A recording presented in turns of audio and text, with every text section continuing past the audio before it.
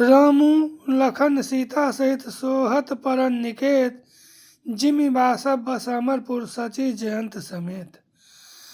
लक्ष्मण जी और सीता जी सहित श्री रामचंद्र जी पर्णकुटी में ऐसे सुशोभित हैं जैसे अमरावती में इंद्र अपनी पत्नी सची और पुत्र जयंत सहित बसता है।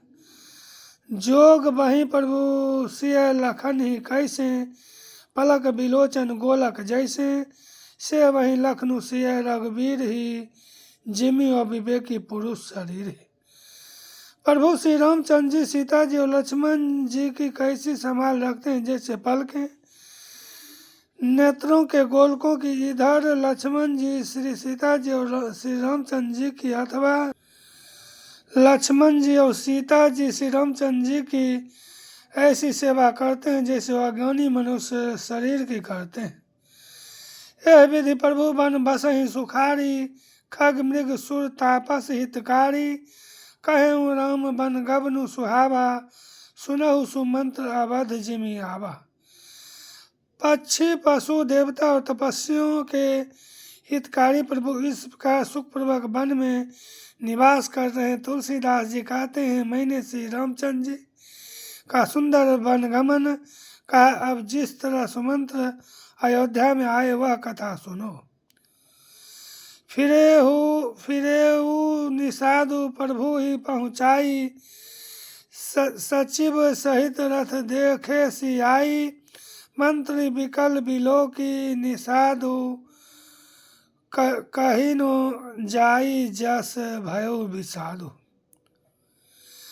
प्रभु श्री रामचंद्र जी को पहुंचाकर जब निषाद राज लौटा तब आकर उसने रथ को मंत्री सुमंत्र सहित देखा।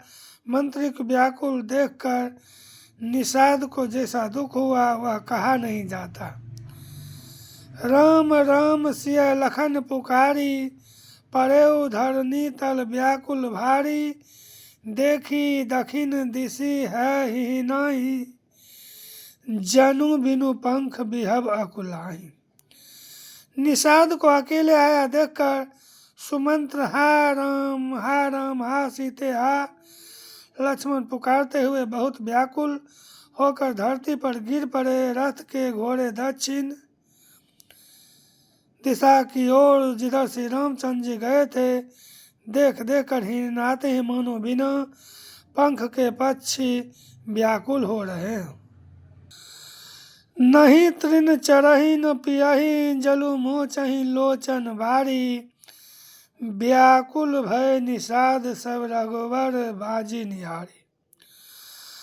वे न तो घास चरते हैं न पानी पीते हैं, केवल आंखों से जल बहा रहे हैं। श्री रामचंद्र जी के घोड़ों को इस दशा में देखकर सब निषाद व्याकुल हो गए। धरि धीरजु तब कहे निषादु, अब सुमंत्र परिहरहु विषादु, तुम पंडित पर मारथ ज्ञाता, धरऊ धीर लखी विमुख विधाता। तब धीरज धरकर निषाद राज कहने लगा, हे सुमंत्र जी अब विषाद को छोड़िए, आप पंडित और परमार्थ के जानने वाले हैं, विधाता को प्रतिकूल जानकर धैर्य धारण कीजिए। विविध कथा कही कही मृदुबानी, रथ बैठा रेउ बरबस आनी, शोक शिथिल रथु सकई नह की, रघुबर विरह पीर उड़ बाकी। कोमल वाणी से भांति भांति की कथाएं कहकर निषाद ने जबरदस्ती लाकर सुमंत्र को रथ पर बैठाया, परंतु शोक के मारे वे इतने शिथिल हो गए कि रथ को हाँक नहीं सकते। उनके हृदय में श्री रामचंद्र जी के विरह की बड़ी तीव्र वेदना है। चर फराही मग चलही नो घोड़े, वन मृग मनहु आनी रथ जोड़े, अढुकी परही फिरी हे रही पीछे, राम वियोगी विकल दुख तीछे। घोड़े तड़फड़ाते हैं और ठीक रास्ते पर नहीं चलते, मानो जंगली पशु लाकर रथ में जोत दिए गए हों। वे श्री रामचंद्र जी के वियोगी घोड़े कभी ठोकर खाकर गिर पड़ते हैं, कभी घूमकर पीछे की ओर देखने लगते हैं, वे तीक्ष्ण दुख से व्याकुल हैं। जो कह राम लखनऊ बई देही, हिंग करी हित हे रही तेही, बाजी बिरह गति कही किमी जाति, बिनु मणि फनिक बिकल जही भांति।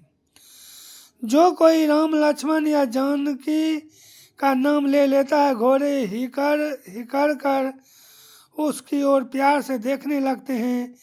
घोड़ों की विरह दशा कैसे कही जा सकती है, वे ऐसे व्याकुल हैं जैसे मणि के बिना सांप व्याकुल होता है।